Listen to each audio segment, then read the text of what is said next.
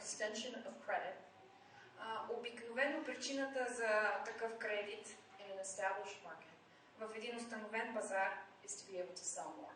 е за да можеш да продаваш повече, затова позволяваш такава продажба с So кредит. you're essentially expanding your market Така че по този начин ти разширяваш своя пазар, by acting like the bank.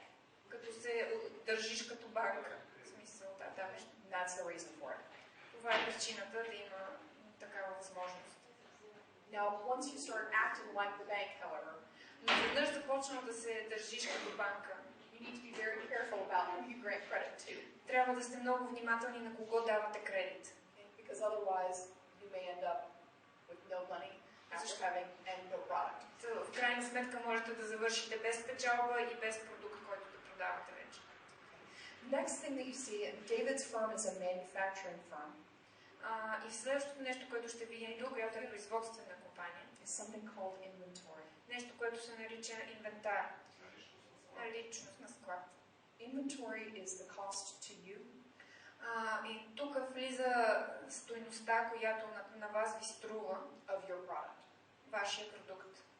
If you have a retail firm, Ако вие имате фирма за препродажба, then it's the cost that you've paid the wholesalers for your perfumes and gifts. това е цената, която сте заплатили на вашите дистрибутори на едро за парфюмите, например. If you have a manufacturing firm like the Saunas or like David's firm, Но ако имате производствена компания като сауните, например, или като тази на Дейвид, you have actually made the inventory.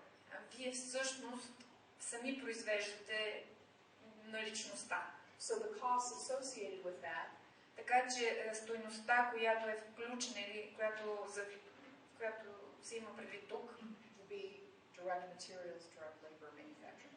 ще включва директните материали, директния труд и тези директните неща. Да, суровината и стойността на тая суровина.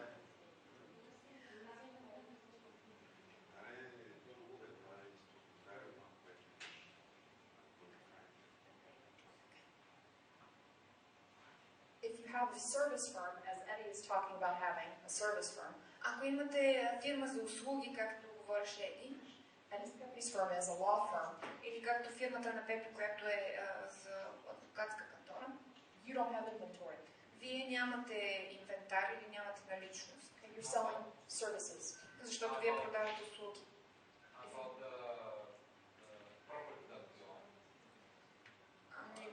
I was thinking you were a broker and not really owning the property. If you own the property and you're offering that for resale, then that will be inventory. If you're holding it, then it's basically an investment. Значи, ако аз не знаех, че ти имаш някаква налична земя или... Да, тя мислела, че си брокер, не е собственик, но ако ти тая земя я държиш за тебе си, това ще бъде инвентар, но ако я препродаваш, ще е инвентар, а ако я държиш за себе си в някои от другите инвестиции. The differentiation is important.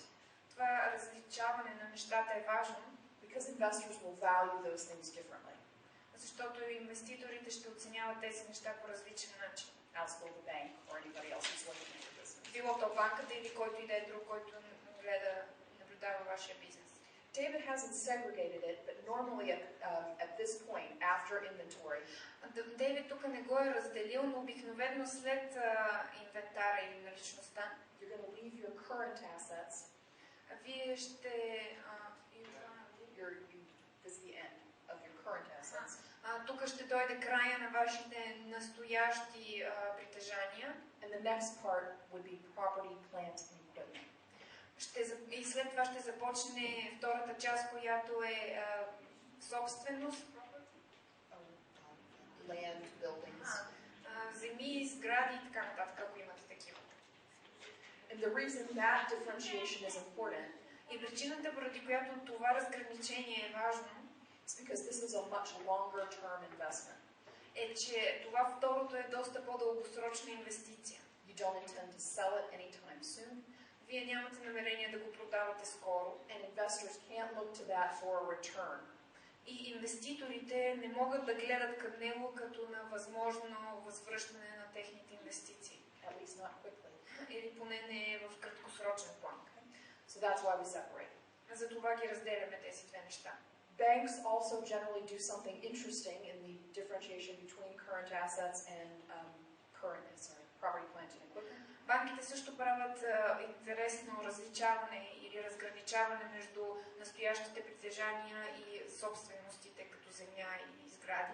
They have a mathematical formula. Те имат една математическа формула, that says if you have a certain level of liabilities, имат едно число, което обикновено слагат на нивото на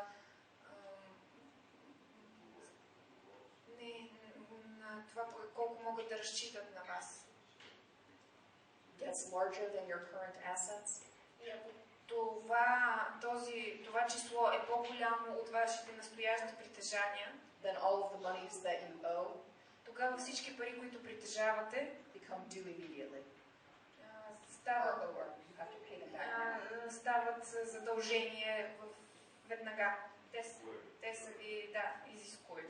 Или ги дължите, или те ще ви ги поискат веднага. Which is not a position you want to find yourself in. Което не е позиция, в която искате да се озовете или окажете. Because if your accounts receivable and your inventory have dropped, защото ако вашия кеш и inventory, accounts receivable, your current assets, ако всички те показатели по настоящите ви притежания паднат, you're in all likelihood not able to pay back the bank. Вие най-вероятно няма да можете да си платите от парите обратно на банката. The next category is called the property, plant, equipment, as we said. Както вече казахме, следващата категория се нарича собственост или земя, сгради и така нататък.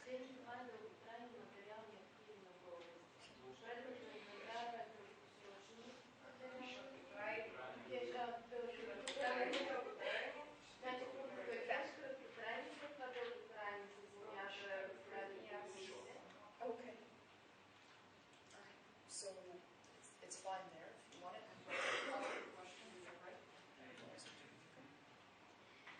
What was the question? Or was it just an explanation? Okay. As we said, the next thing was the land, which in this case is where David's plant is seated upon the land. Следващото нещо в дълготрайните или дългосрочните активи е земята. It's not being held for investment, in other words, as yours would be. И това не е тук в случая не е като за инвеститорите, както в твоя случай ще бъде.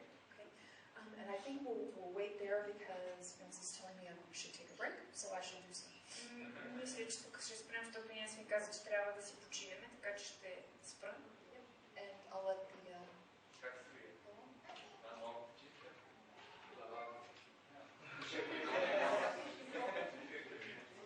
15 минути почиваме.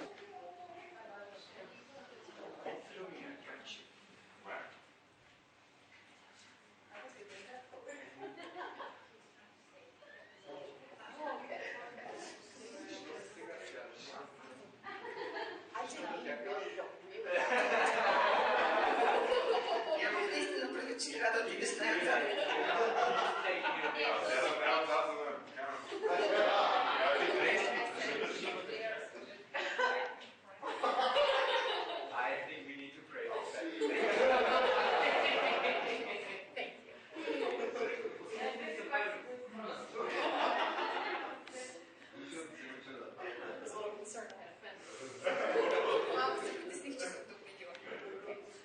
So we were talking about the non-current assets, Така че говорихме за дългосрочни активи, property, plant, and equipment.